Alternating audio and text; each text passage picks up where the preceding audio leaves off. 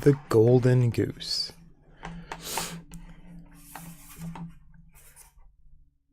There was once a man who had 3 sons, the youngest of whom was called Simpleton. He was scorned and despised by the others and kept in the background. The eldest son was going into the forest to cut wood, and before he started, his mother gave him a nice sweet cake and bottle of wine to take with him so he might not suffer from hunger or thirst. What is it with wine? In the wood he met a little old gray man who bade him good day and said, "Give me a bit of the cake in your pocket and let me have a drop of your wine. I am so hungry and thirsty." But the clever son said, "If I give you my cake and wine, I shan't have enough for myself. Be off with you." He left the little man standing there and went on his way. But he had not been long at work cutting down a tree before he made a false stroke. He dug the axe into his own arm, and he was obliged to go home to have it bound up. Now this was no accident. It was brought about by the little gray man. The second son now had to go into the forest to cut wood, and, like the eldest, his mother gave him a sweet cake and a bottle of wine. In the same way, the little gray man met him and asked for a piece of his cake and a drop of his wine. But the second son made the same sensible answer. "If I give you any, I shall have the less for myself. Be off and out of my way." And he went on. His punishment, however, was not long delayed. After a few blows at the tree, he hit his own leg and had to be carried home. Why don't those other people... Isn't he a prince? Nope. There's just a man with 3 sons, but there were other people here who could carry him away for some reason. Then the simpleton said, "Let me go to cut the wood, father." But his father said, "Your brothers have only come to harm by it. You had better leave it alone. You know nothing about it." But Simpleton begged so hard to be allowed to go that at last his father said, "Well, off you go then. You will be wiser when you have hurt yourself." I'm not going to say that's bad parenting. I should probably say that's bad parenting. His mother gave him a cake which was mixed only with water and baked in the ashes, and a bottle of sour beer. Wow. When he reached the forest, like the others, he met the little gray man. Give me a bit of the cake in your pocket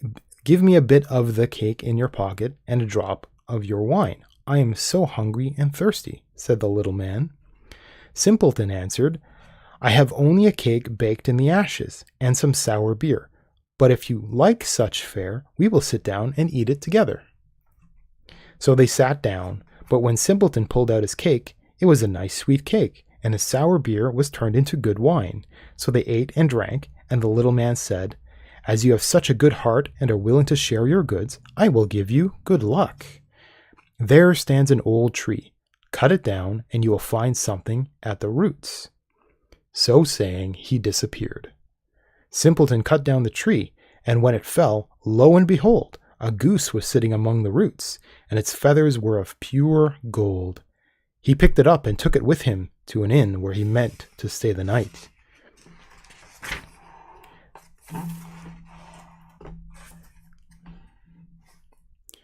The landlord had 3 daughters who saw the goose and were very curious as to what kind of bird it could be, and wanted to get one of its golden feathers.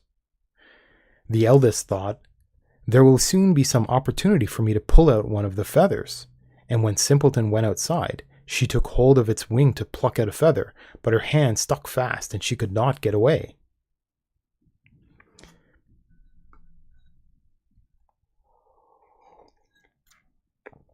Oh, those geese. Was it a Canadian goose? The eldest... Oh, wait. Soon afterwards, the second sister came up, meaning also to pluck out one of the golden feathers. But she had hardly touched her sister when she found herself held fast. Finally, the third one came with the same intention, but the other screamed out, "Keep away, for goodness sake, keep away." But she, not knowing why she was to keep away, thought, "Why should I not be there if they are there?" So she ran up, but as soon as she touched her sisters, she had to stay hanging on to them, and they all had to pass in the night like this.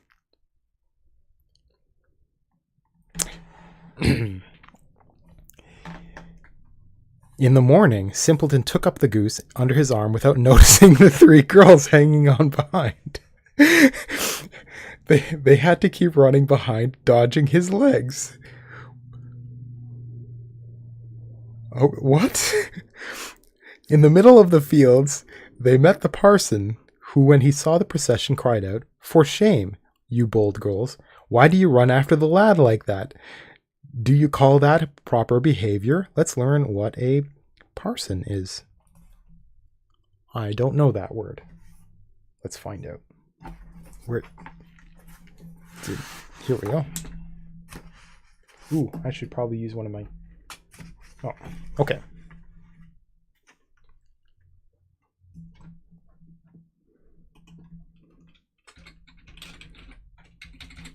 Hey, I'm clicking there. What did I say, parson? A rector or a vicar? Ooh, a Protestant clergyman. Why does Google want to know my No, Google, you can't know where I'm from. Why? Independent parish church. Is a priest. Okay, so it's like an everyday kind of priest from a little place in a little town kind of thing. Okay.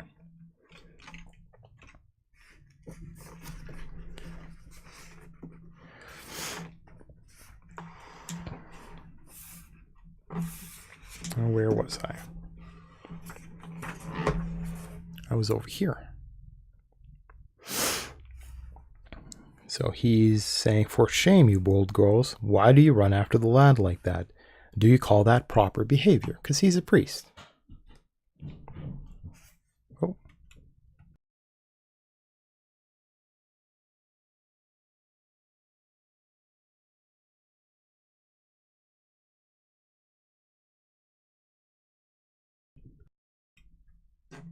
Oh, I'm going to sneeze.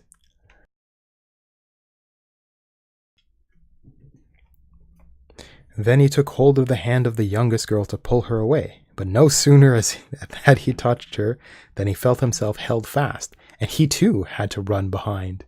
He's just trying to help. He doesn't want to steal feather.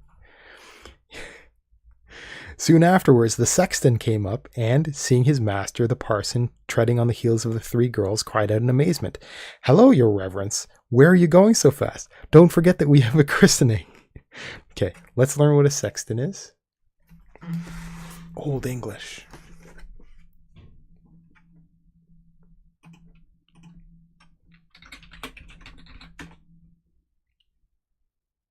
A sexton is an officer of the church, congregation, or synagogue, charged with the maintenance of its buildings and or the surrounding graveyard.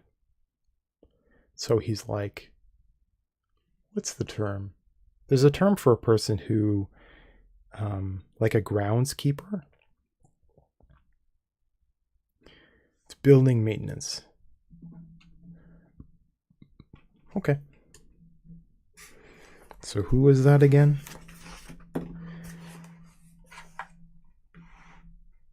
Okay, so the sexton came up to his master the parson.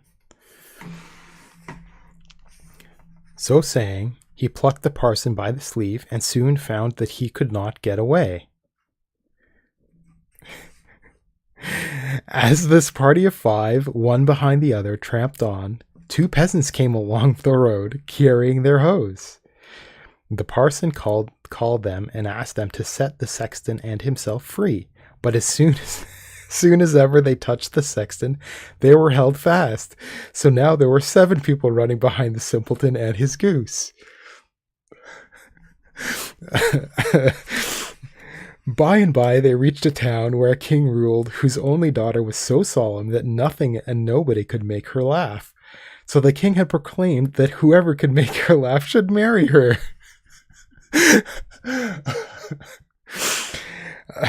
When Simpleton heard this, he took his goose with all his following before her, and when she saw these 7 people running one behind the other, she burst into fits of laughter, and it seemed as if she could never stop. I wonder why. Thereupon, Simpleton asked her in marriage, but the king did not like him for a son-in-law and made all sorts of conditions. First, he said Simpleton must bring him a man who could drink up a cellar full of wine. Then Simpleton at once thought of the little gray man who might be able to help him, and he went out to the forest to look for him. On the very spot where the tree that he had cut down had stood, he saw a man sitting with a very sad face. Simpleton asked him what was the matter, and he answered, "I am so thirsty, and I can't quench my thirst. I hate cold water, and I've already emptied a cask of wine." That's a lot of wine. "But what is a drop like that on a burning stone?"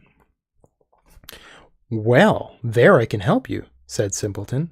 "Come with me, and you shall soon have enough to drink." He led him to the king's cellar, and the man started upon the great casks, and he drank and drank till his sides ached, and by the end of the day the cellar was empty. So, about Simpleton going off to chop a tree down for his dad. Wait, how long was that? Like yesterday? And is he off all day and the family doesn't care? Like, what happened to the wood of the tree? I'm confused. Maybe I'm not supposed to think for this. Okay. Then again, Simpleton demanded his bride. But the king was annoyed that a wretched fellow called Simpleton should have his daughter, and then he made new conditions. He was now to find a man who could eat up a mountain of bread. Simpleton did not reflect long, but went straight to the forest, and there in the self-same place, so that's on the tree, where the tree was, sat a man tightening a strap round his body and making a miserable face. He said, "I have eaten up a whole ovenful of rolls. But what is the good of that when anyone is as hungry as I am? I am never satisfied. I have to tighten my belt every day if I am not going to die of hunger." Simpleton was delighted and said, "Get up and come with me. You shall have enough to eat."